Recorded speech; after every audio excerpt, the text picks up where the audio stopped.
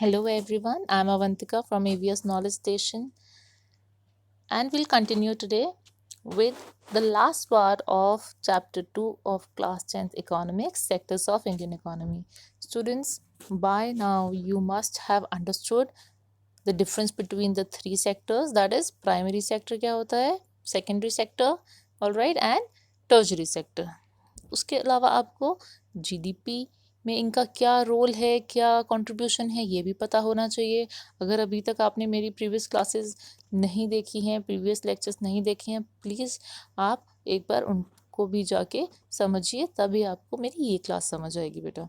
All right, and we also studied कि employment factor कौन से सेक्टर में ज़्यादा है. ओके, तो हमने ये देखा था कि सबसे ज़्यादा एम्प्लॉयड लोग हैं in the primary sector, but they are also facing a number of problems. ठीक है, प्रॉब्लम क्या थी? डिसगाइज्ड अनएम्प्लॉयमेंट की सबसे बड़ी प्रॉब्लम थी, specially in the primary sector. Okay, उसको कैसे दूर किया ये हमने प्रीवियस क्लास में पढ़ा था. और एक और न्यू सेक्टर का क्लासिफिकेशन हमने पढ़ा था on the basis of the working conditions. Okay, उसमें क्या क्लासिफिकेशन हुआ था? Classification into organise sector and unorganise sector. ठीक है, तो ऑर्गेनाइज सेक्टर में क्या होता है? रूल्स रेगुलेशंस फॉलो किए जाते हैं, जबकि अनऑर्गेनाइज सेक्टर में जॉब सिक्योरिटी नहीं होती, कि रूल्स रेगुलेशंस फॉलो नहीं होते हैं. ओके, सो हमने ये देखा था कि अनऑर्गेनाइज सेक्टर में जो वर्किंग फोर्स होती है उनके पास सिक्योरिटी नहीं होती है, इस वजह से उनकी कंडीशन ज़्यादा बेटर नहीं होती है, प्रोटेक्शन की उन्हें ज़रूरत है. तो आज हम पेज नंबर 32 से बिगिन करेंगे. हम देखते हैं कि कैसे हम प्रोटेक्ट कर सकते हैं वर्कर्स को जो अनऑर्गेनाइज सेक्टर में काम करते हैं. देखिए बेटा, ऑर्गेनाइज सेक्टर की अगर हम बात करें, ऑलराइट, तो एक अगर हम कहें ऑर्गेनाइज सेक्टर से आपको एक पैरेलल वर्ड चाहिए तो हम कह सकते हैं ऑफिस जॉब्स. ठीक है, जो ऑफिस जाते हैं जो लोग, ज़्यादातर वो एक ऑर्गेनाइज सेक्टर है. ठीक है, जहाँ टाइमिंग्स हैं, फिक्स टाइमिंग्स हैं, है ना, तो वो क्या हो गए? ऑर्गेनाइज सेक्टर हो गए. और अनऑर्गेनाइज हो गए जहाँ पे आपको अटेंडेंस नहीं लगानी पड़ती, ऑलराइट, कोई रिकॉर्ड मेंटेन नहीं हो रहा, तो वो अनऑर्गेनाइज सेक्टर हो गए. फाइन, इससे आप बेटर समझ पाएंगे. नाउ बेटा, ये देखा गया है इन एम्प्लॉयमेंट अपॉर्चुनिटीज़ जो हैं ऑर्गेनाइज सेक्टर की, वो बढ़ तो रही हैं पर बहुत स्लो पेस से बढ़ रही हैं. और ये भी देखा गया है, see this line is important, this one. It is also common to find many organise sector enterprises in the unorganised sector. अब इसका क्या मतलब है? ये कह रहे हैं कि ऑर्गेनाइज सेक्टर के जो एंटरप्राइज है, एंटरप्राइज होता है एक बड़े लेवल का प्रोजेक्ट हो सकता है. ठीक है, उसमें इन्वॉल्व लोग हो सकते हैं, किसमें? ऑर्गेनाइज सेक्टर में. They are in the unorganised sector, मतलब वो अनऑर्गेनाइज सेक्टर की तरफ जा रहे हैं. क्यों जा रहे हैं? क्योंकि उन्हें और प्रॉफिट चाहिए. They adopt strategies to evade taxes and refuse to follow laws that protect labourers. ठीक है, अब अगर मैं इसका एग्जांपल आपको देना हो तो मैं कहूँगी organise sector enterprises unorganise sector में कैसे जा रहे हैं. Suppose a doctor who is working in a hospital already opens up his private clinic. तो ये क्या हो जाएगा? ये हो जाएगा कि कैसे organise sector enterprise is going to the unorganised sector. ठीक है, टीचर्स अगर अपनी प्राइवेट ट्यूशन क्लास खोल लेते हैं apart from teaching in a school, तो वो भी एक तरह से हो जाएगा कि that it is very common that many organise sector enterprises are entering the unorganised sector. वो क्यों कर रहे हैं? क्योंकि या तो वर्किंग कंडीशंस ऐसी नहीं है, या जॉब सिक्योरिटी नहीं है उनके ऑर्गेनाइज सेक्टर में, जिसकी वजह से वो प्रॉफिट माइंडेड हो जाते हैं and they start entering the unorganised sector. All right, इसके अलावा जो प्राइवेट कंपनीज होती हैं वो भी कई बार ऐसा करती हैं कि दूसरे वेंचर्स शुरू कर देती हैं और अपने लेबर्स को एक्सप्लॉइट करने लगती हैं, ओवर टाइम कराती हैं. ठीक है, टैक्स से बचने के लिए ये सारे काम होते हैं कि या तो टैक्स देना पड़ेगा और दूसरी एक्टिविटीज़ चलती हैं उनके बारे में किसी को पता नहीं होता है. ठीक है, जैसे कि छोटे मोटे और बिजनेस चलते हैं, या जो मैं प्राइवेट बता रही हूँ प्रैक्टिस, इसकी वजह से टैक्स से बच जाते हैं, लॉज फॉलो नहीं करते हैं, और उनके अंडर में अगर जो लेबर काम कर रही होती है फैक्ट्रीज़ में, उसको प्रोटेक्शन चाहिए. तो वो लॉज फॉलो नहीं करते इंडस्ट्रियलिस्ट, ठीक है। और उसका रिजल्ट क्या होता है, as a large number of workers are force to enter the unorganised sector. Labours भी ऐसा करते हैं, वर्कर्स क्या करते हैं, वो सोचते हैं मैं सुबह 9 से लेकर शाम के 9 बजे तक अगर काम कर रहा हूँ, एक्सप्लॉइट हो रहा हूँ, इससे अच्छा मेरे पास स्किल है रिपेयर की, तो वो अपना रिपेयर शॉप खोल लेगा या कारपेंट्री करने लगेगा। तो वहाँ लो सैलरी मिलती है पर एटलीस्ट एक्सप्लॉइटेशन उतना नहीं होता, ठीक है, क्योंकि इंडस्ट्री में उनको ज़्यादा एक्सप्लॉइटेशन झेलना पड़ता है और फेयर वेज भी नहीं मिलती है, ठीक है। सो ये हमने देखा कि कई लोग अब ऑर्गेनाइज से अनऑर्गेनाइज की तरफ जाते हैं, जहाँ पे उनकी अर्निंग्स लो होती हैं, जॉब रेगुलर नहीं होता है। तो ये देखा गया है कि ज़्यादातर अनऑर्गेनाइज सेक्टर में प्रोटेक्शन की ज़रूरत है वर्कर्स को। सो सिंस द 1990s ये कॉमन है कि बहुत ज़्यादा वर्कर्स ऑर्गेनाइज सेक्टर में भी अपना जॉब लूज़ कर रहे हैं, ओके।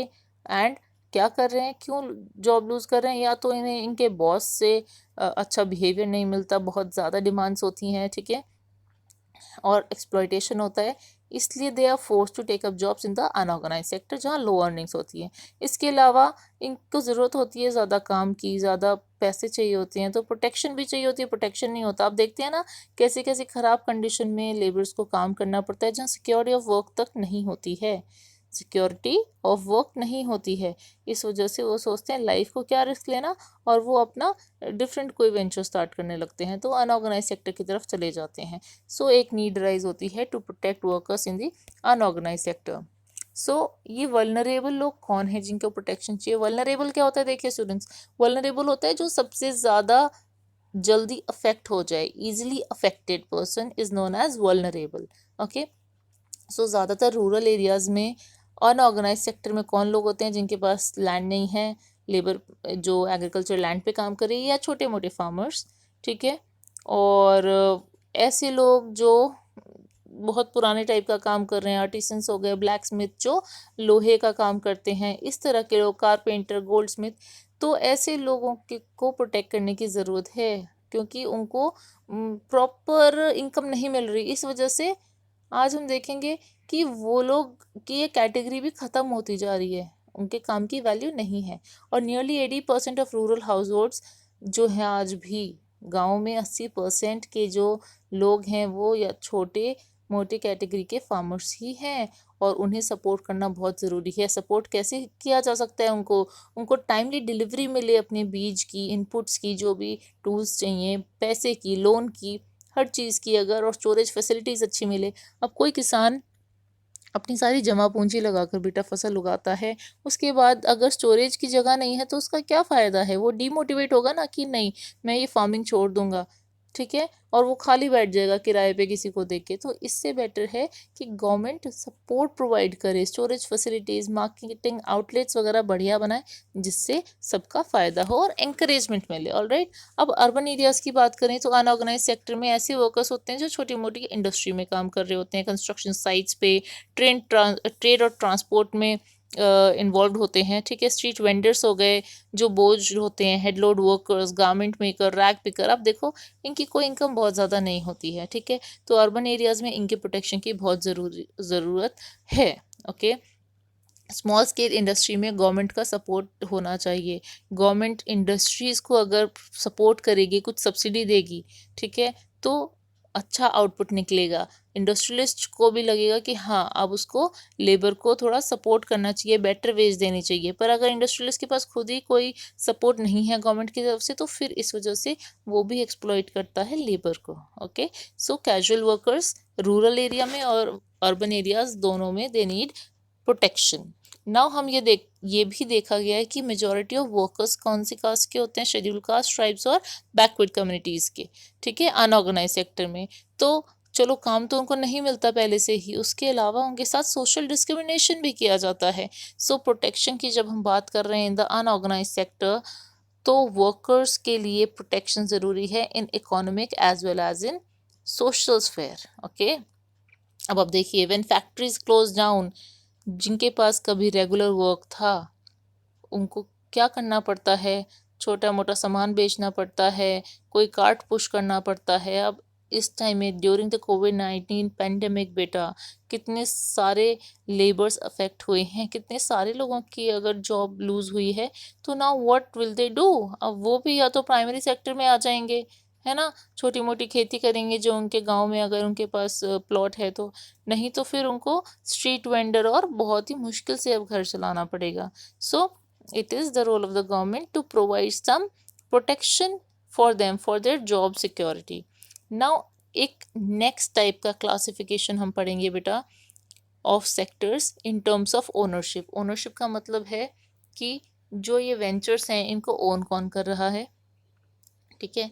अभी हमने वर्किंग कंडीशंस के हिसाब से देखा था, आप देखेंगे ओनरशिप। अगर पब्लिक सेक्टर उसको हम कहते हैं बेटा जहाँ गवर्नमेंट ओन करती है ज़्यादातर असेट्स को। असेट क्या हो गया, वैल्यूएबल चीज़ें जैसे लैंड हो गई, मशीनरी हो गई, तो उसको ओन कौन कर रहा है, सर्विस प्रोवाइड कौन कर रहा है, वो देखा जाता है, ठीक है। तो पब्लिक सेक्टर हम उसको कहते हैं where the government is owning the assets and providing the services. और प्राइवेट सेक्टर क्या होता है, where ownership of assets and delivery is managed by the private individual या कंपनी, ठीक है। एग्जांपल्स आप देख सकते हैं, Tata iron steel company, Reliance industries क्या है, ये हैं private companies, okay, private sector की। जबकि रेलवेज, पोस्ट ऑफिस, ये क्या है, ये पब्लिक सेक्टर में आती हैं, ओके। और बेटा प्राइवेट सेक्टर में एक चीज़ ज़रूर है, प्राइवेट सेक्टर सेटअप ही किस लिए किया जाता है, टू अर्न प्रॉफिट। ये ज़रूर आप याद रखेंगे। प्राइवेट हॉस्पिटल है, प्राइवेट स्कूल है, उनका मोटिव क्या है, टू अर्न प्रॉफिट। वो समाज का भला करने नहीं आए हैं, उन्होंने वो वेंचर सेटअप करा है टू अर्न प्रॉफिट्स। जबकि जो पब्लिक सेक्टर की अंडरटेकिंग्स होती हैं, अगर हम पब्लिक हॉस्पिटल की बात करें, पब्लिक स्कूल की बात करें, तो उनका मोटिव अर्न प्रॉफिट नहीं होता, उनका मोटिव होता है welfare of the people, okay. और वेलफेयर होता है तभी वो लो कॉस्ट में प्रोवाइड करते हैं चीज़ों को। समझ आ गया ना आपको प्राइवेट और पब्लिक में डिफरेंस, मोटिव भी बहुत अलग है दोनों का। ऑलराइट, सो ऐसी सर्विसेज जिनको इंजॉय करने के लिए हमें अच्छा खासा अमाउंट ऑफ मनी देना पड़ता है, वो हो जाती हैं प्राइवेट सेक्टर की चीज़ें, ठीक है। तो अब प्राइवेट सेक्टर का मोटिव अर्निंग प्रॉफिट नहीं है। गवर्नमेंट क्या करती है, it raises money through taxes, okay. Taxes से फिर लोगों को सस्ती चीज़ें या सर्विसेज प्रोवाइड कराती है, ओके। सो हमने ये देखा है मॉडर्न टाइम्स में गवर्नमेंट बहुत सारी चीज़ों पे पैसे स्पेंड कर रही है अपनी तरफ से, तो वो क्यों करती है ऐसा, लेट अस फाइंड आउट। सो बेटा सबसे इम्पोर्टेंट चीज़ क्या है कि हर सोसाइटी में एज अ होल बहुत सारी चीज़ों की ज़रूरत होती है, पर अगर वो चीज़ें प्राइवेट इंडस्ट्री प्रोवाइड कराएगी तो वो रीज़नेबल कॉस्ट पे नहीं आएंगी, ठीक है। बहुत सारी चीज़ें हैं, ओके। जैसे अब एयरवेज़ की बात करें, अगर सारी एयरवेज़ हों पब्लिक, तो कितना उसमें गवर्नमेंट का तो बहुत ज़्यादा लोड हो जाएगा ना। इस वजह से एक एयरलाइंस है सिर्फ इंडियन एयरलाइंस जो कि पब्लिक एयरलाइंस है। हॉस्पिटल्स की बात करें, सब में बहुत पैसे की ज़रूरत होती है, इन्वेस्टमेंट एक लार्ज स्केल पे होता है। So the governments need large scale sums of money, तो इतनी कैपेसिटी नहीं है गवर्नमेंट की, तो वो आप हमेशा देखते हैं कि लो कॉस्ट पे प्रोवाइड कराती है। इस वजह से पीपल डिमांड ऑलवेज कि डेवलपमेंट के लिए किसी भी कंट्री में ज़्यादा से ज़्यादा पब्लिक सेक्टर में अच्छी फैसिलिटीज़ होनी चाहिए, ठीक है। अब देखिए हर चीज़ के लिए गवर्नमेंट लोगों से पैसे तो कलेक्ट नहीं करवा सकती, ठीक है, और अगर करवाएगी तो फिर उसको क्रिटिसिज्म भी झेलना पड़ेगा। अब आप देखिए construction of road, bridges, railway, harbour, ये सारी चीज़ें हैं। इन सब चीज़ों के लिए गवर्नमेंट को बहुत पैसा स्पेंड करना पड़ता है ये देखने के लिए कि सबको ये फैसिलिटीज़ मिले। और कुछ एक्टिविटीज़ ऐसी हैं जो गवर्नमेंट का सपोर्ट करना इज़ देयर बेसिक फंक्शन। तो प्राइवेट सेक्टर हर चीज़ का प्रोडक्शन नहीं ले सकता जब तक गवर्नमेंट उसको एंकरेज ना करे। जैसे कि एक एग्जांपल है selling electricity at the cost of generation, ठीक है। अगर इलेक्ट्रिसिटी बनाने वाली कंपनीज बिल्कुल मिनिमम कॉस्ट पे इलेक्ट्रिसिटी देंगी तो फिर उस प्राइवेट कंपनी का लॉस होगा, ठीक है। तो स्मॉल स्केल यूनिट्स को बंद भी होना पड़ सकता है अगर गवर्नमेंट की हेल्प नहीं होगी। तो गवर्नमेंट क्या करती है, इलेक्ट्रिसिटी के रेट्स को रेगुलेट करती है और थोड़ा सा जो कॉस्ट है प्राइवेट कंपनी की वो गवर्नमेंट अपनी तरफ से देती है, ठीक है, जिसको हम सब्सिडी भी कहते हैं। ओके, तो क्या करती है गवर्नमेंट कि प्राइवेट कंपनीज भी इतना पैसा कहाँ से लाएंगी, तो इस वजह से गवर्नमेंट उनको सपोर्ट करती है, उसका एक पार्ट कुछ शेयर वो खुद गवर्नमेंट देती है, ठीक है। तो गवर्नमेंट ऑफ इंडिया और कैसे कैसे सपोर्ट कर रही है, जैसे वीट और राइस लेती है फार्मर्स से एक फेयर प्राइस पे, स्टोर करती है उसको अपने गोडाउंस में, और एक लोअर प्राइस पे जैसे फेयर प्राइस शॉप्स पे देती है कम रेट्स में, ठीक है, जिस रेट पे शायद उसने लिया है उससे भी कम रेट्स में, ठीक है। हमने फूड सिक्योरिटी क्लास 9th में ये पढ़ा था। अब गवर्नमेंट को बेटा बेयर करनी पड़ती है कॉस्ट, क्योंकि गवर्नमेंट की जिम्मेदारी है लोगों तक सब चीज़ें एक रीजनेबल रेट में पहुंचाना, ठीक है। तो अब हमने क्या देखा, गवर्नमेंट फार्मर्स को भी सपोर्ट कर रही है उनसे वीट राइस खरीद कर, और फिर कंज्यूमर्स जो स्पेशली बीपीएल हैं उनको भी सपोर्ट कर रही है एक रीजनेबल प्राइस में देना। ओके, सो बहुत सारी एक्टिविटीज़ हैं जो प्राइमरी रिस्पॉन्सिबिलिटी होती हैं गवर्नमेंट की, और गवर्नमेंट को उस पर स्पेंड ज़रूर करना चाहिए, जिसमें अगर हम सबसे पहले बात करें तो it is providing health and education facilities for the people. तो एक प्रॉपर स्कूल चलाना, अच्छी क्वालिटी एजुकेशन देना, स्पेशली एलिमेंट्री मतलब प्राइमरी एजुकेशन देना हर गवर्नमेंट की ड्यूटी होती है। एंड व्हेन वी से कि इलिटरेट पॉपुलेशन दुनिया में इंडिया में सबसे ज़्यादा है। ओके, और बेटा इंडिया में half of the children are malnourished में भी क्वार्टर तो ऐसे हैं जो बहुत क्रिटिकल कंडीशन में है, भुखमरी अगर आप देखें, नरिशमेंट नहीं मिलता उनको। ओके, सो कुछ कुछ स्टेट्स के भी बता रखा है, उड़ीसा में 41 आउट ऑफ 100 और मध्य प्रदेश में 47 है इन्फेंट मोर्टेलिटी रेट, जो हमने पढ़ा हुआ है ऑलरेडी चैप्टर 1 में। तो गवर्नमेंट को बहुत ध्यान देने की ज़रूरत है ह्यूमन डेवलपमेंट के एस्पेक्ट्स पे, जैसे कि साफ़ पीने का पानी, हाउसिंग फैसिलिटीज़ पुअर लोगों के लिए, फूड न्यूट्रिशन, ये सब जिम्मेदारी गवर्नमेंट की बनती है कि जो उसकी कंट्री के रेसिडेंट्स हैं, स्पेशली पुअर हैं, इग्नोर्ड रीजन्स हैं, उन पे अच्छा खासा स्पेंड करे और उनको अपलिफ्ट करे। ऑलराइट, तो ये हमने देखा कि कैसे डिफरेंट सेक्टर्स हैं और इनके लिए गवर्नमेंट क्या कर रही है। सो स्टूडेंट्स, हमने ये देखा कि प्राइवेट ओनरशिप होती है जहाँ कुछ इंडिविजुअल्स या कंपनीज चला रहे होते हैं, ओन करते हैं असेट्स को, ठीक है। कुछ जहाँ पे जो ओनरशिप होती है वो गवर्नमेंट के हाथ में होती है, उसको हम पब्लिक सेक्टर कहेंगे। और जो मैंने इलेक्ट्रिसिटी वाला आपको एग्जांपल दिया था कि प्राइवेट कंपनीज को गवर्नमेंट भी सपोर्ट कर रही है, उसको हम जॉइंट सेक्टर भी बोल सकते हैं, ठीक है। ओके, तो हमने ये देखा इसमें कि प्राइमरी, सेकेंडरी, टर्शरी सेक्टर्स की क्या इम्पोर्टेंस है, और इंडिया में टर्शरी सेक्टर ही है जो सबसे ज़्यादा कंट्रीब्यूट कर रहा है in the GDP. Okay, but employment के टर्म्स में प्राइमरी सेक्टर में सबसे ज़्यादा लोग इन्वॉल्व हैं। So we have studied about how to increase the employment opportunities in our country. Okay, and how to classify, अब आपको पता होना चाहिए, आपको लिस्ट बनानी चाहिए अपने आसपास के डिफरेंट जॉब्स की कि कौन लोग ऑर्गेनाइज सेक्टर में है, कौन अनऑर्गेनाइज सेक्टर में है, एंड उनके लिए प्रोटेक्शन ज़रूरी है। ओके, सो आपको अब आप एक अवेयर सिटीजन होने के नाते पता होना चाहिए the difference between private and public activities as well, और क्यों इतना ज़्यादा पब्लिक एक्टिविटीज़ को इम्प्रूवमेंट हर कोई कराना चाहता है, हर कोई गवर्नमेंट से यही मांगता है कि पब्लिक सेक्टर का डेवलपमेंट एक अच्छे स्केल पे होना चाहिए। एंड वो दिन जब पब्लिक सारी फैसिलिटीज़ अच्छी हो जाएंगी, India will surely develop. So dear students, please read the chapter once, okay, and study sincerely. If you have any doubts, let me know in the comment section. Bye bye.